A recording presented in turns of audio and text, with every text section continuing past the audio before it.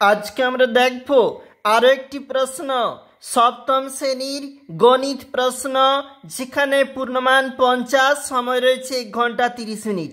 Second unit test 2025-এর প্রশ্ন। সঠিক উত্তরটি নির্বাচন করে লেখো। 10টি 1 গুণ 10। ত্রিভুজের বৃহত্তম বাহু হল অতিভুজ। 1-এর 5-এর মান দেখো, সঠিক উত্তর হচ্ছে 0.20। Option number 2। 4-এর বর্গমূল, 4-এর বর্গমূল, তাহলে উত্তর হবে এখানে 2। তারপর দেখো, a স্কোয়ার প্লাস b স্কোয়ারের সঙ্গে কোন বীজগাণিতিক সংখ্যামালা যোগ করলে যোগফল একটি পূর্ণবর্গ সংখ্যা হবে তা লেখো। দেখো option number 3 right answer.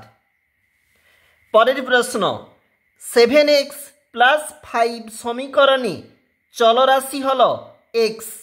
x square plus 49 এর সঙ্গে যে বীজগাণিতিক সংখ্যামালা যোগ করলে যোগফল একটি পূর্ণবর্গ সংখ্যামালা হবে সেটি হল 14x বা -14x। পরের প্রশ্ন, প্রদত্ত কোনটি ত্রিভুজের সর্বসমতার শর্ত নয়? Option number 3। তারপরে যে প্রশ্ন যেখানে বলেছে দেখো, অবশ্যই এই শতক স্থান পর্যন্ত আসন্ন মান আমাদের সঠিক উত্তর, যেখানে অপশন নাম্বার 3। পরের পেজে একটু চলে যাচ্ছি, যেখানে পরের পেজ রয়েছে। এখানে যে সংখ্যা বলেছে তার 4 দশমিক স্থান পর্যন্ত আসন্ন মান হবে option number 1। 3x plus y থেকে 5x মাইনাস y বিয়োগ করলে বিয়োগফল হবে -2x প্লাস 2y।